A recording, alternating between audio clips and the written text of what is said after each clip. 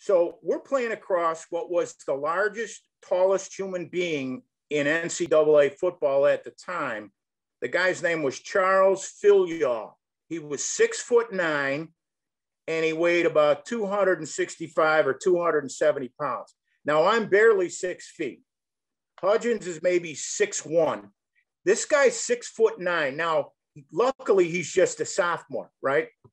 So we're doing what we do. We're on offense, and this guy's running his mouth, saying very, very, very nasty things about my heritage, about my mother, about what he's going to be doing to me. And then he starts talking to Scott. So we go back to the huddle. Quarterback's calling a play. Scott looks at me and he goes, "Forget the play. Let's get this guy." I said, "You got it."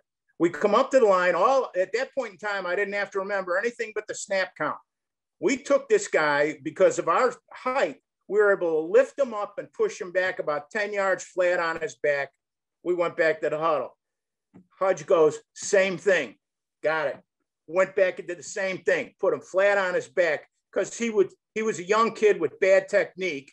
We put him flat. About the third time after that, Hudge stood over the guy, stuck his finger right in his face mask, and he goes, "This is going to go on all day unless you shut your mouth."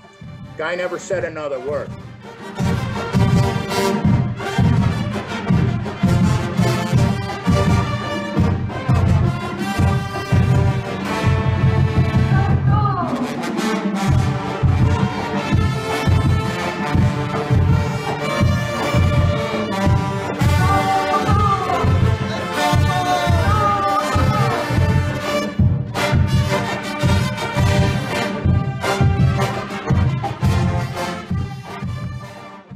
Hi, please join us for our part 2 of our conversation with David Mutter, UH football, University of Hawaii football player from 1970 to 1973. In this conversation, we touch up upon a whole bunch of topics, including other players he played with, coaches, the types of schools that the University of Hawaii played with, and the talent level. As well as some game stories and schemes, X's and O's. So hope you enjoy this part 2 video of UH football, nearly forgotten stories. Thank you very much. Whatever you're going to do. I was going to go invest in a camera that I'm not quite this in person. In real life, I don't look this bad. It's okay. You look good. You look good. Is what it is, as they like to say. Yeah. So, for my research, I mainly I reviewed the program for the Hawaii versus Utah, 1973. Correct. I saw some names on the roster that I recognized or I've heard before. Right.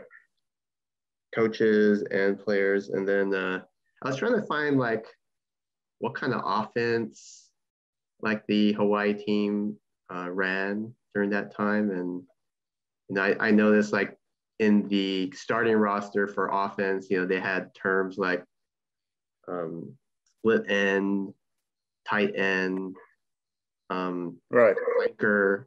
And so, maybe you can kind of tell me, what does that all mean? What kind of offense did they UH run back then, University of Hawaii?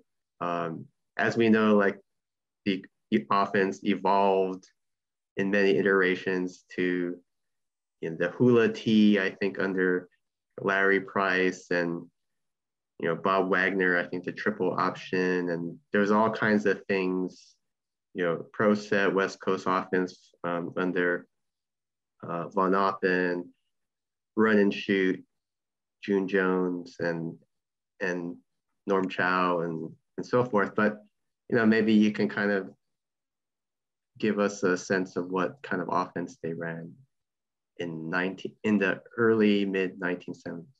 Now we're live. We're recording this. Yeah. Okay. Very easy. Our uniforms were what they call old gold pants, Kelly green jerseys, and white numerals were the home team. Dave Holmes kind of had a philosophy that somewhat mirror imaged the Green Bay Packers. So we ran a pro set with a split end, a flanker, a tight end, and an I formation that featured the tailback, and it featured the fullback somewhat. It was generally pulling offensive linemen, primarily the guards, and scheme blocking with the remainder of the personnel. But we were definitely a run first, pass second type of football team, and that's why you had the Albert Holmeses and the Larry Scherers and the Bill Masseys, who, you know, in those days, to rush for 1,000 yards is quite an accomplishment. So it was what they would refer to as a pro set that was a run-dominated offense. And that's primarily why a guy like June Jones didn't hang around for a long time. If you went through that program from that Utah game, that is a cavalcade of stuff. Would you like me to kind of go through a couple of those names for you? Sure. I wrote them down just to make sure we hit on some of them, but yeah, go for it. The ones that you remember. You know, I had to refresh my memory a little bit, but you know, obviously you start with Levi Stanley, who essentially was the face of Hawaii football for the 3 years I was there. He was actually in uniform, I believe, 5 years. He had a compound fracture of his arm that was devastating to him personally. But Levi was not only a fan favorite, he had his own fan club called Levi's Kanaka Army. The kids would swarm onto the field after a game, and they'd be, you know, 20 deep in a circle around him, just swarming around him. Levi was a man of few words. He did all his talking on the field. He never took a play off. He never took a practice off. The man never let up, and he was a man of few words, and he was really a great guy. I don't know anybody that I played with that didn't, number one, respect him, and there were quite a few guys that actually feared Levi. And Levi was a good guy, and he really is a legend of Hawaii football, guaranteed. Number 74, maybe 6'1", maybe 240 to 250 pounds or so, and as strong as anybody that ever put on a uniform at that time. Believe me when I tell you that. So, Levi was one of the many that were on that team, but he's the one that stands out. And you had to practice with him against him because he was on the defensive line? There were only a handful of times over a 3-year period, because you normally didn't practice ones against ones. You normally practiced ones against twos if you had the defense in some sort of a drill against the offense. It was generally very limited. There were times on a Friday when you do your walkthrough that was supposed to be a walkthrough. Generally, when we walked through, Levi wanted you to know that he didn't really walk through anything. So he'd push me, I'd push him. He'd shove me, I'd shove him. He'd press harder, I'd press back. We'd exchange a few words, but we knew we were out there for walkthrough practice. But not many times that I recall. I will tell you one thing: he was a much better football player I'd ever hoped to be. And the few times that I did face him, back then you had a technique. You had a technique that you could use that was outlawed, thank God, there was clubbing and there was a head slap. And clubbing was with the forearm and the butt of the hand thrust toward an offensive lineman's side of his helmet. And a head slap was more with the butt of the hand.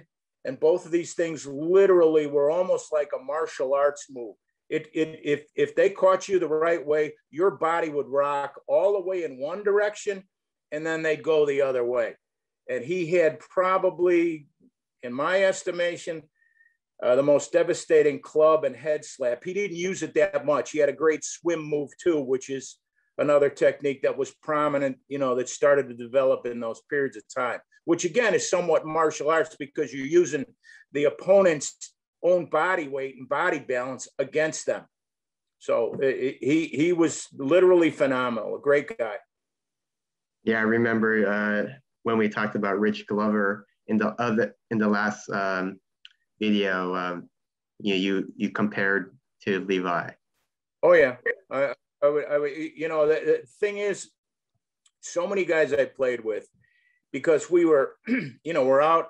I used to tell people I'm closer to Tokyo than I am to New York. And because you're out there, you don't, at the time, you don't necessarily get the type of recognition. But, he wound up playing in that WFL league for a couple of years, the Hawaiians, they were called.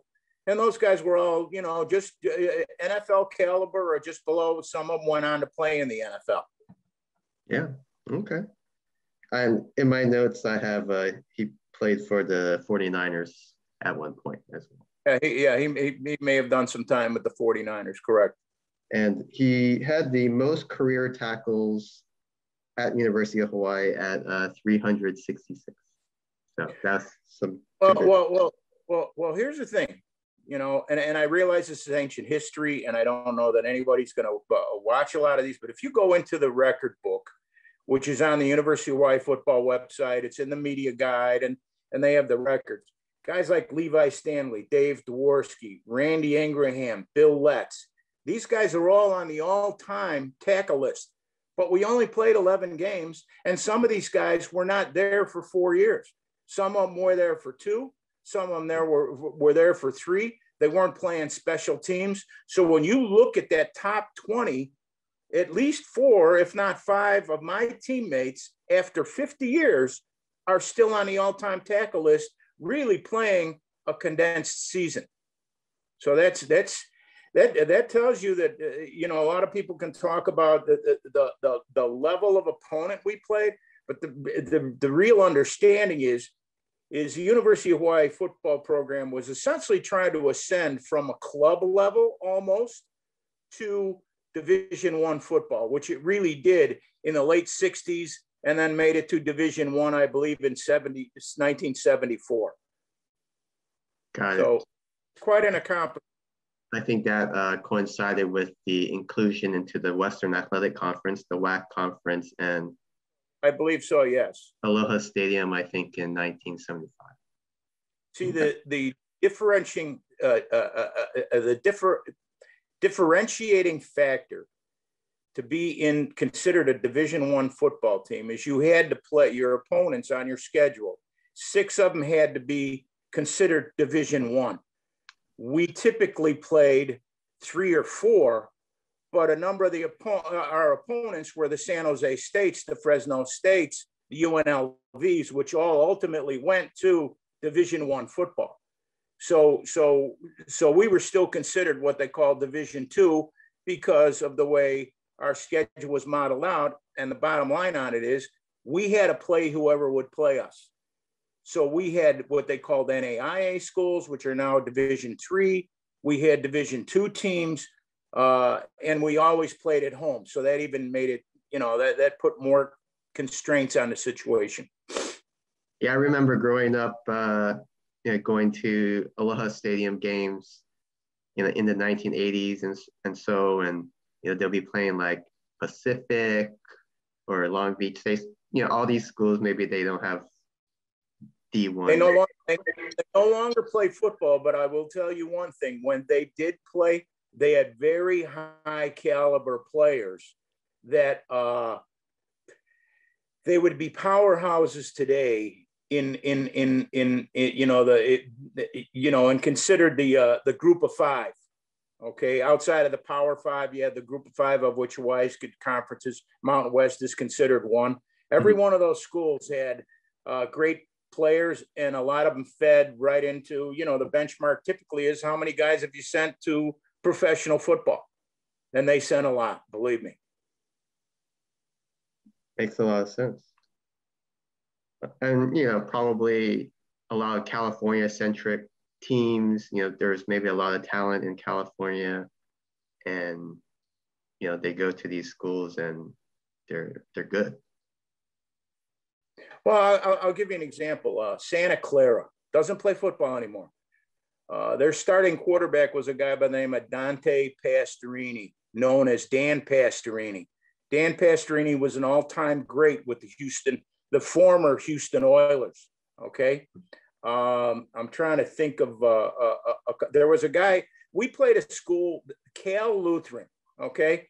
That's really down there. Well, their middle linebacker was a guy by the name of Brian Kelly. Brian Kelly I played against Brian. Brian Kelly is on the New York Giants all-time team. So these guys weren't, just by the names and just by what people recognize, they came to play. And again, we played who we could play, who were willing to travel there. But these guys had football players who could play with anybody. You know, I'll give you another example of that. In that program, that Utah program, there's a guy by the name of Harold Stringer. Harold Stringer transferred to Hawaii from Willamette. Willamette would have been considered an NAIA school. I believe they're considered a Division III school. Harold Stringer, from the first time he walked onto the field, was a starter, and he spent 6 years with the San Diego Chargers. Harold Stringer was a stud. And again, a quiet guy. He smiled more than he talked, which I should have adopted. But 6 years with the San Diego Chargers, but he started out in college at Willamette College. I believe it is in Oregon.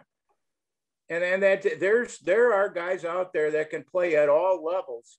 So, you know, we played a lot of what people would consider, you know, nobodies. Believe me, they weren't the day we played them. I guarantee you that much. Got it. Okay. Yeah. Maybe what other players come to mind when you think of those times? Well, you know, it's so many years ago, and so, you know, maybe many of those people, but the avid and rabid Hawaii fans. I'm just going to use, for example, that Utah game. Okay, you had Levi Stanley, you had Jarris White, second-round draft choice out of to the Miami Dolphins, won a Super Bowl or two with the Washington Redskins. You had Dan Audick, was a young guy, spent 7 years in the NFL, 1 year Super Bowl with a winner with the 49ers. You had guys like Cliff LeBoy. You had June Jones was on that roster. June was a quarterback. I was a center. June was there about a year and a half. And when he realized we're not going to throw the ball, he transferred to Portland State with Mouse Davis. And there you have the run and shoot. And then, you know, June's career took off with the Falcons and a couple of stops. The last stop before he became Hawaii's head coach was a head coach of the San Diego Chargers. You had another name that's in that program, Rich Ellerson, whose last job was a head coach of Army. He was a transfer from the Naval Academy. He was on that roster. So you had Audick, you had Dan White, Charlie Ayu. No, I never hear his name ever. Charlie Ayu was one of the all-time. He came out of Damien High School. Charlie was about 6'1", maybe 250. This guy was all muscle. He had stretch marks that ran from his neck down to the tips of his hands. He had forearms the size of a car muffler. And when he extended his arms into your chest, I swear to God, the man could stop your heart. And he had a career with the Chargers and the Seahawks. Unfortunately, I think Charlie passed away around 2010 or so, I've been told. And that's just a handful of guys that were on that team. There were many more that preceded him. I tried to count one time from 1970 to 1973. There were probably, if you include the Canadian Football League and the NFL, drafted, undrafted, spent some time, he had a chance in professional football. It's got a number somewhere between 40 and 50 guys. It's that many. Wow. Yeah, no, that's really impressive. I know there's some names that I recognize, maybe more recently, like Mel DeLara. I think he was a strength and conditioning coach for UA. Well, Mel was again a transfer. He was a receiver. Right around the same time, right at the same time that June was there. And I believe it's his nephew was a starting quarterback at Washington State, ran into a little trouble, but he's quite a talent. But I knew Mel very well. Again, these guys, they always had a smile. The local guys, they always had a smile on their face. They were always seemingly having fun, except for when you went out on a football field. Now that smile's gone, and I'm not having any fun out here, and I'm here to play football. And Mel was a good guy, real good guy. And I think doing through his, kind of through his career, he was a strength and conditioning coach at SMU. And I think he may be back on the island, though. I'm not sure. Okay. And there's a guy named Don Weir. He's been around the program, and I think you might have played with him. I know Donald. He was a receiver. Came from, I believe, a junior college, and has always been a big backer with the University of Hawaii. They have a different group. I'm a Nakoa guy, as you can tell by the hat. And I didn't necessarily. I wear this around all the time. I'm playing golf in Wisconsin tomorrow. I'll be wearing this hat, and I just thought I'd have a little bit of fun. Also, I don't know if you could see this. I have a can of Primo right here, Kyle. If I had a nickel for every one of these Primos I drank back in the early '70s, I'd be on my private jet, and we'd be talking while I'm flying somewhere. I wanted to have fun, so that's a little bit of fun. Got it. And there was one player I never heard of, but I looked them up because his player bio in that Utah Hawaii that program sparked my interest. And he said that in his bio he wanted to play pro ball in the CFL, and his name is Brian Utley. Yeah. And so I looked him up to see if he ever played. And he was for Canada, but he did play some CFL ball, and then he got cut, and then coached for a few decades high school football. So really, Brian was a nice guy, pleasant guy. He didn't play much. Not when I was there, anyway. The tight ends we had were two or three of them were one of them when I was a freshman, Henry Sovio, played a number of seasons with the Atlanta Falcons. Then we had a transfer from Cal by the name of John Conley, who wound up in the Dallas Cowboys camp. And then we had a local guy from Wahiwa, Elton Shintaku. Elton played. Elton could play. Elton was a really good guy. So Utley, just a nice guy. I don't know that typically the depth chart is two guys deep and maybe an alternate at that. So I don't recall Brian cracking that group. Got it. Okay. And I mean, as far as like guys who played at the University of Hawaii, football, it was maybe the only game in town, or as far as name recognition, post college, people recognizing them, do you recall like, people walking up to players or knowing what their names? I mean, this was maybe before TV too, so they'll not know what they look like, but at least recognize the name. You are you talking about locally? Yeah, locally. A lot of, the fan base was rabid.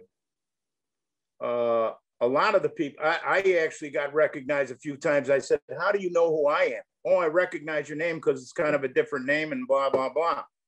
Oh no, there were you really there were so many people that wanted to help, as they say. You had to stay away because people wanted to give you things. People wanted to give you free stuff, and I'm sure there were a lot of free things given away. But oh yeah, you were well known Of course, your running backs, your quarterbacks, the guys that are on the top of the tackle chart, they're going to get the recognition. They're going to be well known. But oh yeah, people know who the guys were. Absolutely. Got it. Okay. And then from the coaching staff, there's Dave Holmes, which we talked about the last time. Right. Head coach, Larry Price, defensive coordinator, who eventually became the head coach. Tom Keel, yeah, who was the offensive coordinator. Bob Ryan, receivers. Rick Balgardi, is that how you say it? You're talking about the mayor of Honolulu. That's Rick Blangiardi. Okay. The current mayor of Honolulu is Rick Blangiardi. I know that. I just I don't live in Honolulu, so I don't live in Hawaii. No, you got enough connections. That's the mayor. Blangiardi. Blangiardi. Okay, proper pronunciation. And then George Lumpkin, who's been with the program decades. George was a senior. He was a senior when I was a freshman. And George lived in the athletic dorm, Hale Nui Nui, as it was called. It was actually a nice place, I thought. You could hear George laugh 50 yards away. You knew George was laughing. He had an unbelievable laugh. And again, just a fantastic guy, a great guy. I know he was with the program a long time, and I saw him in a picture recently with a bunch of guys that were in a photo shoot with Coach Price. The guys that played with Coach Price, for Coach Price, the defensive guys, they absolutely love the guy. They quote him. They mimic his mannerisms and his voice. He was quite a guy. Quite a guy. Another, as far as I'm concerned, another legend of Hawaii football. Got it. And Larry and Price in the mornings on radio, I recall. It was Price. I'm not sure, but a couple of the older guys. Price, sorry. Yeah. I played offense, and so I had very little interaction with Larry Price, and so all I know is my friends that played for him. They hold him in high regard. They respect him. They're proud of the fact that they had a chance to play for him. Got it. Awesome. Well, what time was practice usually? Was it like morning practice or afternoon? No. It was 2:30, 3 o'clock in the afternoon. Went to 5-ish. I think it was generally around 3 o'clock in the afternoon. I loved to practice. I love playing football. I'd be there an hour and a half. I'd be out on the field, sitting on a dummy, waiting for practice to start. I know some guys, they don't like practice. I just love playing football, and I'd be out there, and they'd go, what's the matter with you? Before a game, I'd be in the locker room 4 hours before a game. My roommate would say to me, "You're wasting all that energy." I said, "I can't sit here any longer." I'd go over there and adjust laces and do stuff and just keep myself busy, but I was getting closer to the stadium with every move that I made. It's kind of like a caged animal, sort of. Yeah. And I believe you had a nickname. Well, I don't know if you have time for it. I'll sum this up as quick as I can. Okay. Bill, that's my roommate. We used to hang around the TV studio on Saturday mornings and talk to the wrestlers as they came out after they do the 50th State Wrestling Show. This is with Ed Francis and Lord Blair's and all of these guys. And we had a chance to meet Mad Dog Lonnie Main and Cowboy Lanza. So when we were freshmen, we used to have our football camps out at Pearl Harbor, and we were in a gym, and in the gym, it was called the Block Arena. There's some old timers that'll remember this vividly. But they had a wrestling ring set up where they'd put on the 50th State Wrestling shows before they moved them to a couple other places. And we stole the turnbuckles There was nobody in there. We're packing up our gear, getting ready to move back to campus. We took the Everlast turnbuckles and we stole them and we put them in our room. So we used to have wrestling matches, you know, like the fake wrestling matches like they did on TV. We'd take all the furniture out of the room. We'd go borrow mattresses, and the room would be one big wrestling mat with mattresses. Guys get tossed out of the room, tossed against the wall. We had the turnbuckles in the room. So we went down and we'd see the guys at the TV station. And so I adopted the name Mad Dog from Mad Dog Lonnie Main. And we still call each other these same names now. So then what we did is we befriended the stadium announcer. The guy's name was Baron Shook. And we were a couple of characters from Chicago. So we actually conned this guy into, when he did this starting lineups, we conned him into Bill Letts would be Cowboy Bill Letts, and then starting at center tonight, the Mad Dog, Dave Mutter. And that's how that whole thing took place. I mean, I have newspaper articles where I'm referred to by that name, and it's pretty funny. It's very funny. But I pretty much have I had a disposition similar to that. I'm very intolerant and kind of like not real friendly. So the Mad Dog part kind of fit. Well, from my interactions with you, and I know we might have this generational gap, but you know, you've been really friendly and really nice. So, well, Kyle, people change hopefully over time for the better. Got it. Okay. Well, we did our first video a few weeks ago, and really happy. We got to maybe continue this, part 2, and just kind of talk about the players and the personality, talk a little X's and O's and coaches and some of the careers of some of your teammates, and anything else you wanted to talk about today. You got time for a quick break? Yes, I have time. Okay. We're my senior year. We're playing against a team. It's the name of the team, and they still play football today. They're an HBCU school called Texas Southern, and we won the game. It was closer. It wasn't as close as the score indicated, but we won the game. We had a defensive back by the name of John Henry Cyrus. He's in that program that you have. So it's a kickoff, and John Henry Cyrus is on the kickoff team, and the ball gets kicked deep, and it gets returned to about the 15-yard line. There's a big pileup, and you hear some guy out. It was on the other side of the field, but you could hear it from our side. Some guy screaming from the middle of the pile. I mean, he's in agony and he's screaming. John Henry Cyrus comes to the sideline. One of their players bit his bicep, and he left a full set of dental marks in the upper portion of his arm. I mean, he bit through the flesh. Oh. So we figure, okay, this is going to be an interesting game. So we're playing, and next to me and another guy that's in that program is a guy by the name of Scott Hudgens. He's a guard, and Scott was a transfer from Cal. So we're playing across what was the largest, tallest human being in NCAA football at the time. The guy's name was Charles Philyaw. He was 6'9", and he weighed about 265 or 270 pounds. Now I'm barely 6 feet. Hudgens is maybe 6'1". This guy's 6'9". Now, luckily he's just a sophomore, right?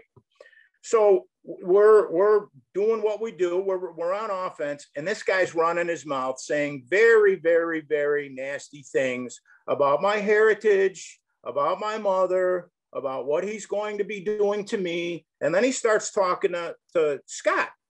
So we go back to the huddle. Quarterback's calling a play. Scott looks at me and he goes, "Forget the play. Let's get this guy." I said, "You got it." We come up to the line. At that point in time, I didn't have to remember anything but the snap count. We took this guy because of our height. We were able to lift him up and push him back about 10 yards flat on his back. We went back to the huddle. Hudge goes, "Same thing." Got it. Went back and did the same thing. Put him flat on his back because he was a young kid with bad technique. We put him flat. About the third time after that, Hudge stood over the guy, stuck his finger right in his face mask, and he goes, "This is going to go on all day. unless you shut your mouth. Guy never said another word. Now, a follow-up to that, Charles Philyaw was he was a second round pick. He was a 34th guy taken in the 1975 draft by the Oakland Raiders, and actually played on one of the Raiders' Super Bowl teams. And at that point in time, he was the tallest football player in the NFL.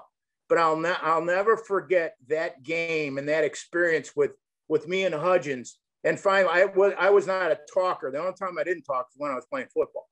The rest of the time, I talked too much. But Charles Philyaw, we beat the crap out of this guy for about, and then after that, I could handle him. He kind of changed his whole desire to play football after 3 or 4 plays of that. We roughed him up so bad it wasn't even funny. So that was just a little story I wanted to share. Oh, that's awesome. And I'll put a little picture of him and how big he is in the video. So yeah, Charles Philyaw. If you can find one, but he's listed on Wikipedia 6'9", 270 pounds, 270, 275. And believe me, when you're 6 feet tall and you walk out into that, you put those pads on, now you're talking 6'9", close to 300 pounds. So it was a fun day. That's awesome. Okay. All right. Well, David, I hope you had a wonderful Mother's Day weekend with your wife and extended family. It was fantastic. I just celebrated my 69th birthday on Friday. That's right. And I almost died with all the activity and the well wishing and everything. It's embarrassing. But I coached at 2 high schools. I had a business career that was 30 years long, and I've got I'm a lucky man. But I had an absolutely fantastic weekend. And don't forget to put the Primo can. You got to get the Primo can in there, Kyle. Okay, I will. All right, well, David, happy belated birthday.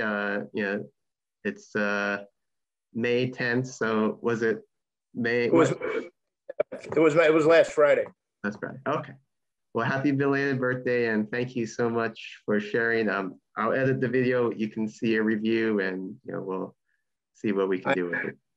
Kyle, it's my pleasure. I have a fun time telling people how I know you and the ball dancing across the screen. They would never do what we did to watch a Hawaii football game. They wouldn't do it. They just don't.